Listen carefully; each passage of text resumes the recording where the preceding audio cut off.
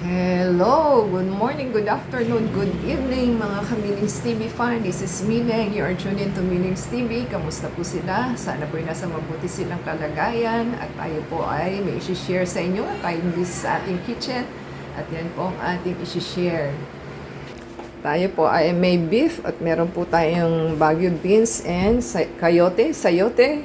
May oyster sauce po tayo at gagamit po tayo ng carrots. At yan lang po ang ating lulutuin at gagayatin. Let's bolt in. Yan, Kamiling's TV fan. Yan na po yung ating ginayat at maano po sa kamay yung ating sayote. So, mag-wash po kaagad. So, yan po ang ating ingredients. Pakisili po sa ating description box. Ayan, i-power on na po natin na ating induction cooker. Ating pong kaldero ang ating ginamit dahil wala po tayong hindi po ito non-stick, so kailangan mainit po ito. At lagyan na po natin ang ating cooking oil. So pagka hindi po non-stick, kailangan po hayaan nyo po muna uminit ang kaldero para hindi po siya dumikit. Yun lang po ang technique na sikreto niyan. So ilagay na po natin ang ating onion.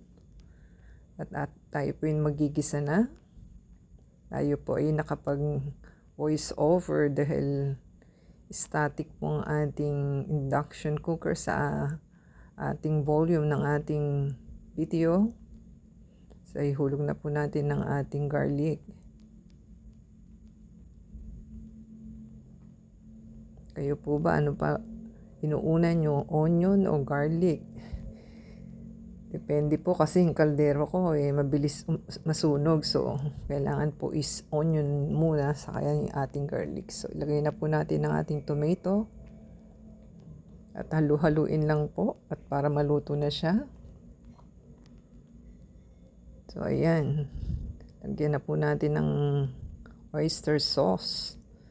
Sa ating natirang oyster sauce, mga 1 to 2 tablespoon. Kisili po ating description box for the ingredients. At ating pong ilalagay ang ating ground beef.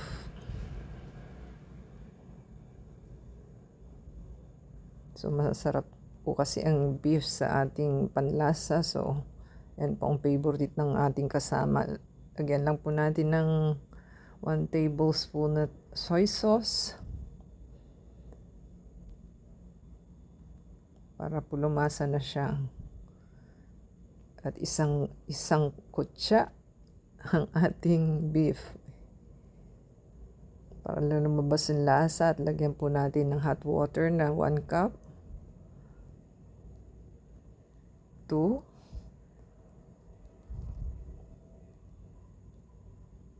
At lagay na po natin ng anti-pepper and Himalayan salt. Para lumasa na po siya.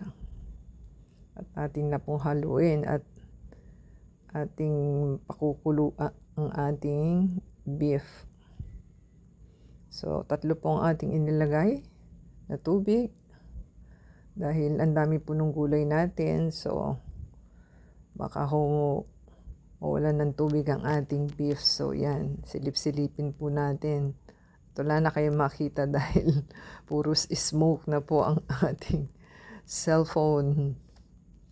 So, ayan. Ilagay na po natin ang ating sayote kasi yan ang matagal. I-check po natin mga Kamiling's TV fan at ating pong ilagay ang ating beans. Pwede na rin ihulog ang ating carrots. 3 cups of water po yung ating nilagay. So, masarap po ito. Complete na po yan. Hintayin lang po natin. Ayan, Kamiling's TV pa. Silipin po natin. So, may 17 minutes pa po tayo sa ating meat. So, hintayin lang po natin. So, ayan. Tingnan po natin. Ating masarap na kulay. So, tayo po ay meron tayong meat. Complete na po ito. So, pwede na na po natin siyang i-off. Kain po natin ating niluto at magbabanto po tayo ng ating gulay para ano na po natin siya i-part by hanggang dinner. Kung nagustuhan po nila ang ating niluto na beef with vegetables na yummy yummy, give us a thumbs up po, comment down below sa ating niluto, and subscribe po sila sa ating channel, and add us sa Facebook, Twitter, TikTok, and Instagram, and support po yung ating channel to play the ads and video, and comment down below po para shoutout natin ang inyong mga names and channel sa ating next video. Until next time po, God bless everyone!